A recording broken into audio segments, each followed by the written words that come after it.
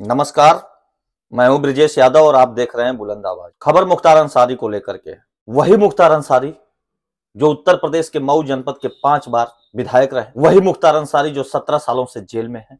गाजीपुर के यूसुफपुर मोहम्मदाबाद के रहने वाले बाहुबली पूर्व विधायक मुख्तार अंसारी को ईडी ने 14 दिसंबर को कस्टडी में ले लिया। माफिया मुख्तार अंसारी 9 दिनों तक ईडी की कस्टडी में रहे। ईडी को कस्टडी रिमांड प्रयागराज के जिला जज की न्यायालय ने दिया। जेल में बंद मुख्तार अंसारी को 14 दिसंबर की सुबह प्रयागराज के जिला जज संतोष राय की अदालत में पेश किया गया। कड़ी सुरक्षा के बीच लाए गए मुख्तार अंसारी पर पौने 2 साल पहले मार्च 2021 में प्रवर्तन निदेशालय, जिसे साइट में ईडी कहा जाता है, ने मनी लॉन्ड्रिंग का केस दर्ज किया था। अवैध ढंग से जमीन कब्जाने और मुख्तार अंसारी के बेटे मऊ के वर्तमान विधायक अब्बास अंसारी से भी ईडी पूछताछ कर चुकी है। ईडी की रिमांड समाप्त होने के बाद अब्बास को जेल भेज दिया गया। वह चित्रकूट जेल में बंद है। इसके अलावा मुख्तार के साले भी इसी मामले में जेल में बंद है।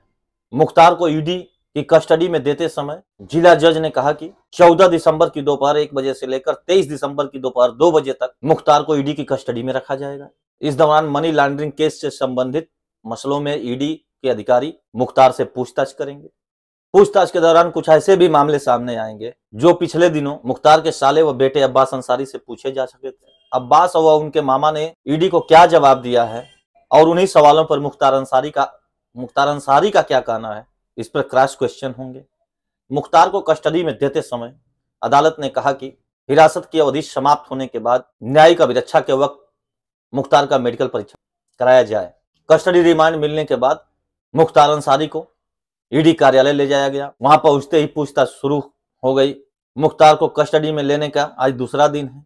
ईडी से जुड़े सूत्रों की माने तो मुख्तार से कुछ ऐसे भी सवाल किए गए जिनका वह जवाब नहीं दे सका। बता दें कि मुख्तार के बेटे अब्बास अंसारी व साले आतिफ रजा को जेल भेजने के बाद ईडी ने मुख्तार अंसारी के खिलाफ कोर्ट में अर्जी दी थी। इससे पहले पुलिस प्रोडक्शन वारंट और फिर बी वारंट बनवाया गया था। अदालत ने बांदा जेल अधीक्षक को मुख्तार अंसारी को 14 दिसंबर 2022 को न्यायालय में पेश करने का आदेश दिया था। उस आदेश के अनुपालन में नियत तिथि पर मुख्तार अंसारी को बांदा जेल से लाकर प्रयागराज की जिला जज की कोर्ट में पेश किया गया। ईडी की तरफ से सहायक निदेशक सौरभ कुमार ने कस्टडी रिमांड की अर्जी कोर्ट के समक्ष प्रस्तुत की।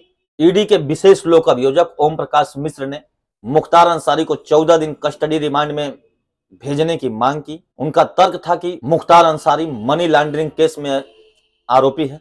इस मामले में बहुत सारा साक्ष्य हासिल करना है। ईडी की कस्टडी में अगर मुख्तार को सौंप दिया जाए तो मामले से जुड़ी और जानकारी हासिल हो सकती है। मुख्तार अंसारी के बेटे के नाम से बनी एक कंपनी में, कागज में चल रही कंपनी के नाम पर टैक्स चोरी करने की नीयत से पैसों की हेराफेरी हुई है। इसके अलावा ईडी मुख्तार और उसके परिवार द्वारा खरीदी गई जमीनों के लिए नंबर 1 तरीके से उनके पास बजट कहां से आई, इस संदर्भ में भी पूछताछ करेगी। मनी लॉन्ड्रिंग शब्द इस समय पूरे देश में चर्चित हो चुका है। उत्तर प्रदेश से लेकर दिल्ली से लेकर झारखंड तक सुनाई दे रहा है। ईडी ताबड़तोड़ छापेमारी कर रुपए भी बरामद कर रही है। कई नौकरशाहों के घर से करोड़ों रुपए बरामद हो चुके हैं। कई नेता और नौकरशाह इस समय जेल में बंद हैं। अब ऐसे में लोगों को जिज्ञासा हो जाती है कि मनी लॉन्ड्रिंग आखिरकार है क्या, यह शब्द आया कहां से है, काले धन को यह सफेदपोश और नौकरशाह कैसे सफेद करते हैं, यह सवाल सबके मन में आता है। हम कुछ खबरों का अवलोकन करने, कुछ विशेषज्ञों से बात करने के बाद अब आपको बताने जा रहे हैं कि आखिरकार मनी लॉन्ड्रिंग है क्या, इसमें खेल कैसे होता है। मनी लॉन्ड्रिंग शब्द संयुक्त राज्य अमेरिका से आया है। अमेरिका के माफियाओं से यह शब्द इजाद हुआ है। वहां के माफियाओं ने गलत तरीके से जो धन एकत्र किया, उसे कानूनी रूप से सही ठहराने के लिए जिन तरीकों का इस्तेमाल किया, उसे ही आगे चलकर मनी लॉन्ड्रिंग शब्द का नाम दिया गया। नेता, नौकरशाह और बड़े बड़े कारोबारी गलत तरीके से कमाए गए धन अपनी मेहनत की कमाई बताने के लिए मनी लॉन्ड्रिंग का खेल खेलते हैं। चूंकि यह गलत तरीके से एकत्रित धन होता है, इसलिए इसका इस्तेमाल भी गलत कामों में किया जाता है। वैश्विक स्तर पर मनी लॉन्ड्रिंग को रोकने के लिए दुनिया के कई देशों ने FATF नामक संगठन भी बनाया है।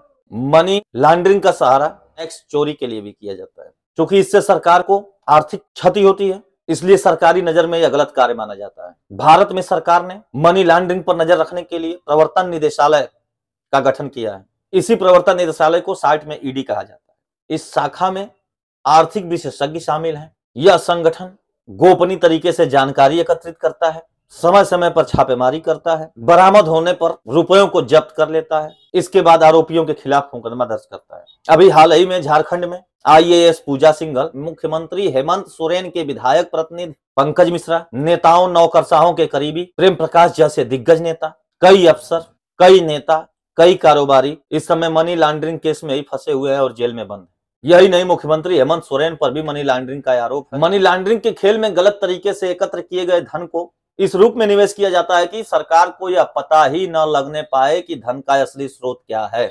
मनी लॉन्ड्रिंग में निवेश करने वाले नामी गिरामी CA की मदद लेते हैं। चार्टर्ड अकाउंटेंट ही यह बताता है कि धन को कहां, कैसे, किसके नाम से निवेश करना है। वह ऐसे दस्तावेज तैयार कर देता है ताकि सरकार की पकड़ में ही न आए। कई बार निवेश में सावधानी न बरतने के चलते आरोपी पकड़ भी लिए जाते हैं। मनी लॉन्ड्रिंग के लिए सेल कंपनियां बनाई जाती हैं। यह सेल कंपनियां देखने में बड़ी बड़ी कंपनी नजर आती हैं, लेकिन सच्चाई यह है कि यह होती सिर्फ कागज पर है। धरातल पर इनका कहीं अता पता नहीं होता है। यह कंपनियां कारोबार ही नहीं करती हैं। हम आपको 3 ऐसे पॉइंट बताने जा रहे हैं जिससे यह समझना आसान हो जाएगा कि मनी लॉन्ड्रिंग होती कैसे है। Number 1, placement. यह मनी लॉन्ड्रिंग का पहला चरण होता है। इसके तहत बाजार में गलत तरीके से एकत्र किए गए धन को निवेश किया जाता है। मनी लॉन्ड्रिंग करने वाला विभिन्न एजेंटों और बैंकों के माध्यम से सेटिंग कर अपने धन को नगदी के रूप में उनके पास जमा कर देता है। Number 2, layering. मनी लॉन्ड्रिंग का यह दूसरा चरण होता है। असली आय को छिपाने के लिए स्टॉक, बॉन्ड, ट्रेवलर चेक के माध्यम से अथवा विदेशी बैंक खाता में धन जमा कर दिया जाता है। ऐसे बैंक खाते उन देशों में खोले जाते हैं जो खाता धारक का विवरण सार्वजनिक नहीं करते हैं। नंबर 3, इंट्रीगेशन या एकीकरण। मनी लॉन्ड्रिंग का यह तीसरा चरण। गलत तरीके से एकत्र किए गए धन को वित्तीय संस्थान देश की अर्थव्यवस्था में पेश कर देते हैं। इस प्रकार वह काला धन सफेद बनकर अर्थव्यवस्था का हिस्सा बन जाता है। हमें उम्मीद है कि अब आप मनी लॉन्ड्रिंग से जुड़े मामला समझ गए होंगे। ऐसे ही काले धन को सफेद करने के चक्कर में मऊ के पूर्व विधायक बाहुबली मुख्तार अंसारी, मऊ के वर्तमान विधायक मुख्तार के बेटे अब्बास अंसारी, मुख्तार के साले आतिफ रजा से ईडी क्रमवार पूछताछ कर रही है, कस्टडी में ले रही है। इस परिवार के सदस्यों के नाम रजिस्टर्ड कंपनियों में हुए लेन देन के संबंध में मुख्तार से पूछताछ की जा रही है। इसके अलावा 17 में उत्तर प्रदेश में योगी आदित्यनाथ के नेतृत्व में सरकार भाजपा की बनने के बाद से मुख्तार व उनका परिवार निशाने पर है। मुख्तार की पत्नी, मुख्तार के दोनों बेटे पर कई मामले दर्ज हो चुके हैं।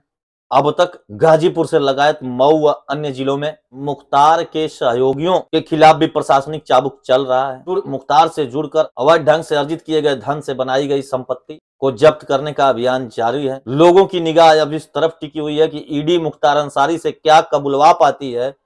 ईडी को मनी लॉन्ड्रिंग से संबंधित कुछ साक्ष्य सामने आ पाते हैं अथवा नहीं, यह सब तथ्य जल्द ही लोगों के सामने आ जाएगा। आज बस इतना ही। हम ताजा तरीन खबरों को लेकर आपके बीच बने हुए हैं।